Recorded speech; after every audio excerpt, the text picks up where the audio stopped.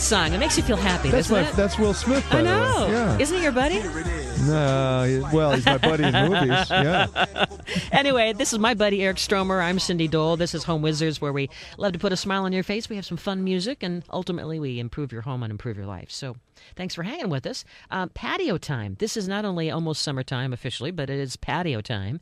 So I thought we'd talk about patio furniture. You said you've built one of those fancy chairs? Yeah, I've made an Adirondack chair before. Well, just even saying it's tricky. Well, thank you. Yeah, I had a great set of plans. So there are a lot of great plans online where you can go and figure out how to build chaise lounges or Adirondack chairs out of wood. You just keep saying it, Adirondack. Yeah, Show and then, off. Hold on, Adirondack. Yeah, I keep doing it, don't I? But seriously, it's not that hard. You just cut out singular pieces, almost like a sewing template. When you're making a dress or a jacket or something. Panels, if you will. Yeah, panels, if you will, and cut stuff out of plywood or regular one-by material and then assemble it. It's pretty simple. Give it a shot. All you need is a jigsaw, hammer, nails, and some wood glue. And some wood glue. Yeah. That's it? Yeah, that's it. You just glue it together. Maybe you should put pants on while you're at it. You don't want to just be out there, with nothing. Okay. Sunscreen too. Yes. Okay, there's more than I said. And maybe some food. But that's all you need. you aren't nailing this together? You're gluing you got to nail it or screw it together. Okay. Yeah. I wasn't done with my materials list. Okay, well, tell me more of the materials. Okay, walk us through the materials. And paint. Well, you want your one-by material that you can buy and cut these pieces out with. Then you're going to want hammer, nails, wood glue, or screws and a screw gun.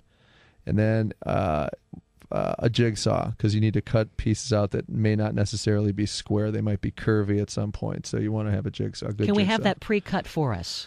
You could, probably not. No. They don't do it at the big hardware stores. You got to have that tool yourself. But not the lumberyard. They won't pre-cut. Not with a reciprocating jigsaw. They won't do it. But they'll cut straight pieces of plywood for it and stuff. So anyway, yeah, it's not that hard. Please try and look on our website. We'll throw some plans up for that. I love the idea of making one of those and then painting it red. They're so comfortable.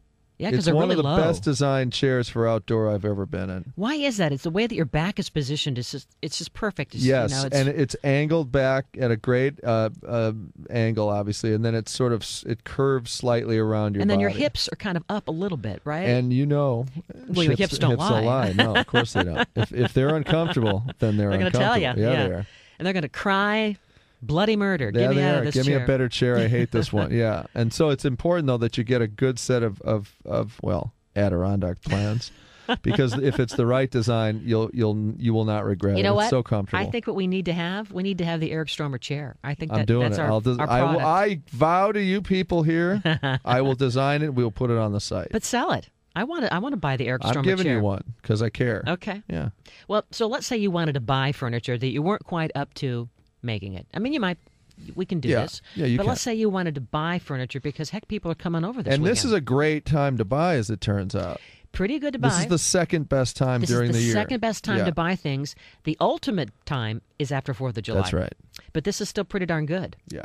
So keep your eyes out. The best thing you can do is, if you're on a tight budget and the prices aren't quite to what you're thinking, don't buy the entire set. No. Buy like maybe a chair or two and then go down the street and find another similar looking that'll fit. It doesn't have to be all matchy-matchy. Yeah, but I would not recommend you get different looking chaise lounges. You can get a piece of one element. Like all rattan. There you go. Or all, metal. Right. Or all wooden. And also, I got to tell you, after all was said and done yesterday before my big party and everything was cleaned up and I looked out at my pool, I don't have enough furniture. It just doesn't look. I have old, ratty. I bought some stuff at Restoration Hardware years ago, and it's kind of old and rusty looking. I got to repaint it or something. But I just don't. I don't have those fancy chaise lounges that are so beautiful, with the nice cushion on them. That makes all the difference. It looks like a beautiful pool. You can really dress a barren-looking pool up with great furniture. I think but it ain't cheap. It's all about the cushions and the pillows and the set dressing, right? Because those colors are what, if you can envision a poolside at a Las Vegas resort or in Hawaii or wherever, that's what gives you that look. It does. And I think that using as a base, having neutral, light-colored main cushions, right? Yep. almost like a light tan or a cream color. That's what gives it that really beachy, fresh look. But then add bright red or bright orange or almost like fuchsia pink pillows for the pop. Yeah. You know? Yeah, you want the cushions neutral, but then you do it just like in home design. Yeah. You know, you have the neutral stuff, and then you have a pop of color with And your art don't get or black. your pillows. Don't get black as your main cushion. You're going to be burning your little fanny. It's like you're laying in a tar bed or something. It's terrible. But before you buy any patio furniture, I mean, just like how you had your party and you say, wow, I've got a lot of people standing around.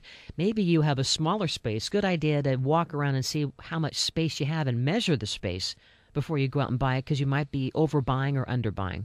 There's no question. Size. I got to tell you, my house is laid out great for a party, by the way. It just seemed to work. It just felt like there was enough space. Let's have another one. Let's do it. Oh, I can't. Have everybody over. Give me at least a couple of months.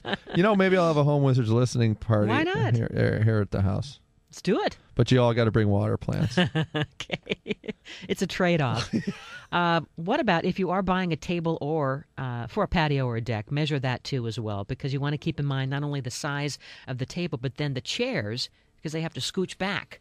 Yes. You know what I mean? You don't want them to fall into well, the pool. you got to consider your egress in and out of the door from your main house to your pool. Are you going to have enough room, or is it going to just look like a furniture store? You know what I mean? That's the one thing. When people are overpopulating areas and patios, you can't move around. Mm-hmm. It feels like you're stymied. Yeah, and that is not relaxing. No, it's not. That is not the outdoor oasis we had in mind. No.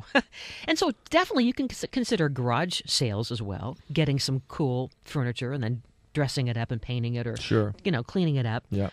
What is your favorite material for outdoor furniture? Wrought iron is not my favorite. I don't like it. It's too heavy to move around. And it just doesn't, I mean, it looks really great in a picture, or you see and it. it probably, pound for pound, it probably is your most durable. Well, it's indestructible, right? Yes. But it just doesn't feel cozy or look cozy. Yeah. I like the redwood or the teak stuff. That's I love really the teak. Beautiful to me. Do you like the teak when it turns almost that silver gray? That ashy color? I love it. I don't mind it at all. Because it looks like you're sitting on a beach. Sure. Somewhere on the East Coast, maybe. Right. Yeah. I like the wood. Aluminum.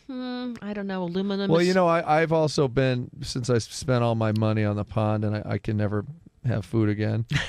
I've been looking at inexpensive chairs and stuff like that, and it's such a huge difference. How the quality is just awful. You feel like it's going to just fold in on you when you're sitting in it. Yep.